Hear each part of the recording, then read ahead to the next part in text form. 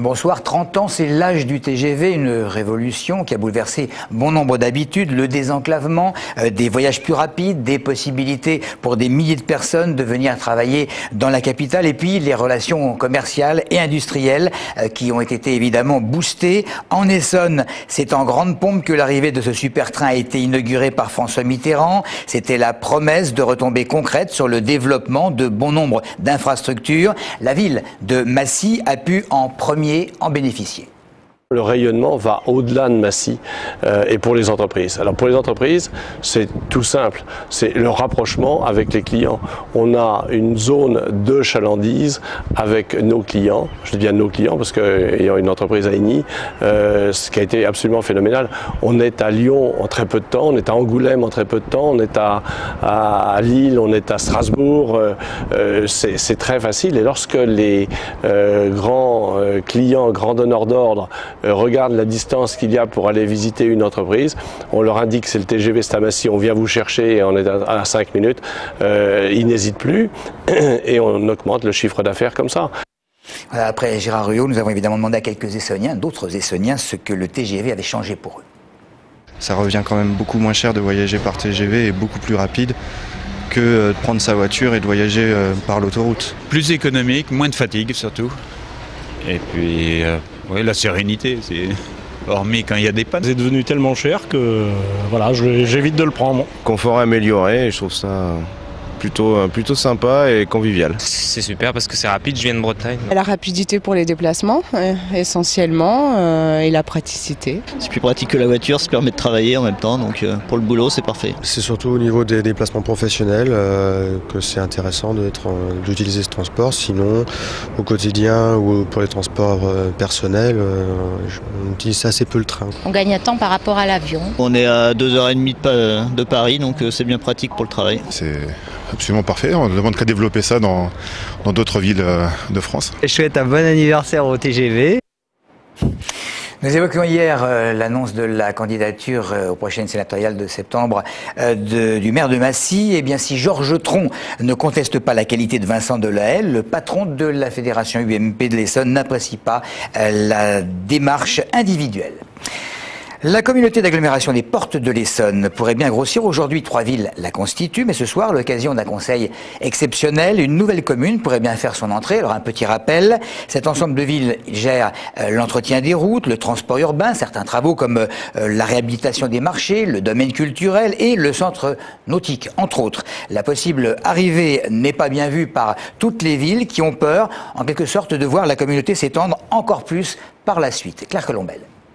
Situé en bord de Seine et sur le département du Val-de-Marne, Ablon, ville de 5200 habitants, pourrait bien faire son entrée dans la communauté d'agglomération des Portes de l'Essonne. Actuellement, 3 villes, Paray-Vieille-Poste, Athis-Mons et Juvisy constituent cette communauté, soit au total 52 000 habitants. À Athis-Mons, la candidature d'Ablon est plutôt bien perçue par les élus, qui observent là la possibilité de créer un bassin de vie tourné vers Orly.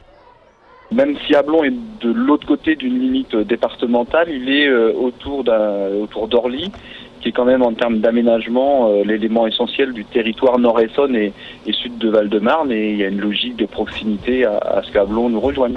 À Paray-Vieille-Poste, on ne voit pas cette candidature du même œil.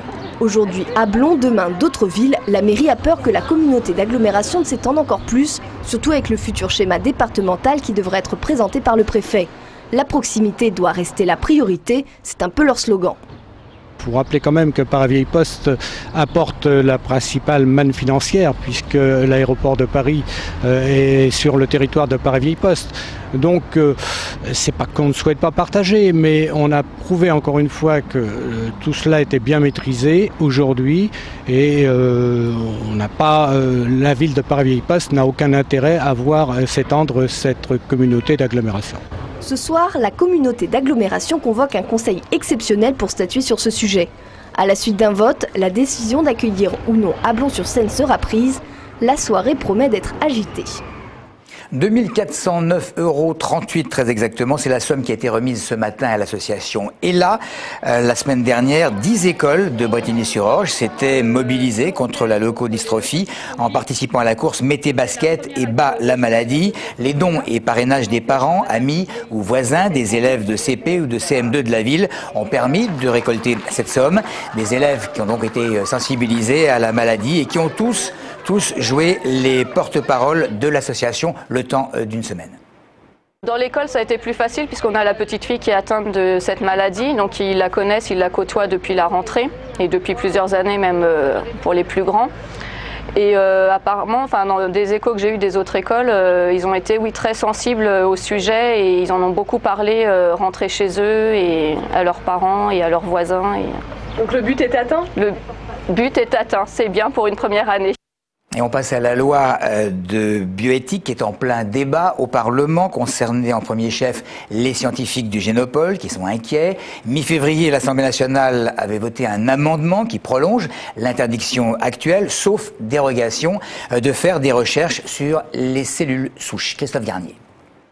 Depuis les états généraux de la bioéthique cet été, ces scientifiques du Génopole espéraient un assouplissement de la loi, actuellement très contraignante pour leurs recherches sur l'embryon et les cellules souches.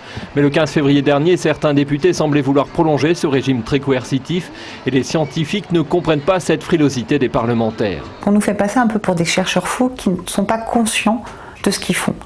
Le professeur Nimbus, c'est pas nous. Moi, je ne ressemble pas du tout au professeur Nimbus. C'est-à-dire que je suis tout à fait consciente d'utiliser un matériel, entre guillemets, un peu d'exception, qui pose et qui soulève des questions d'éthique. Oui, en effet, on touche un embryon, c'est pas anodin. Bon. Mais c'est pas pour autant que, justement, on n'est pas capable, nous, en tant que chercheurs, de se poser des questions. Pour obtenir un assouplissement, les scientifiques rappellent l'immense espoir que portent leurs recherches sur l'embryon et les cellules souches. De la régénération de la peau pour les grands brûlés à la détection d'anomalies génétiques, en passant peut-être un jour par le traitement de la maladie de Parkinson. Les scientifiques reprochent aux parlementaires de céder à des lobbies religieux. Je pense que la loi de bioéthique, elle a été, depuis l'origine, faite sous la pression d'une religion, qui est la religion catholique, avec sa hiérarchie, qui a vraiment pesé de tout son poids pour que un certain nombre de préceptes de cette Église soient préservés. D'où cette médiatisation des chercheurs auprès des sénateurs qui adopteront le texte ce soir ou demain en première lecture, texte que les scientifiques espèrent voir voter définitivement et assoupli d'ici la fin de l'année. Le trafic de cannabis et les interpellations du début de semaine à Savigny-sur-Orge, c'est la cité du Pré-Saint-Martin qui est concernée. Des semaines de surveillance avaient abouti à l'interpellation de 14 personnes. 8 d'entre elles ont été placées en garde à vue et c'est demain qu'elles devraient être présentées au parquet d'Évry.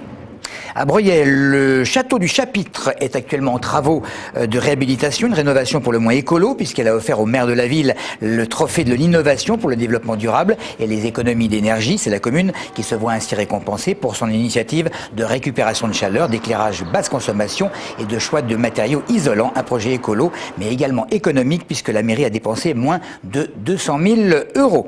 Et on va terminer par cette pensée coutumière. Pour Stéphane Taponnier et Hervé Guéquière, nos deux confrères de France 3, retenus en otage en Afghanistan avec leurs accompagnateurs, et une pensée également d'ailleurs pour les 4, 5 ou 6 autres otages français dans le monde. Voilà pour l'essentiel de l'actualité. Merci de nous avoir suivis.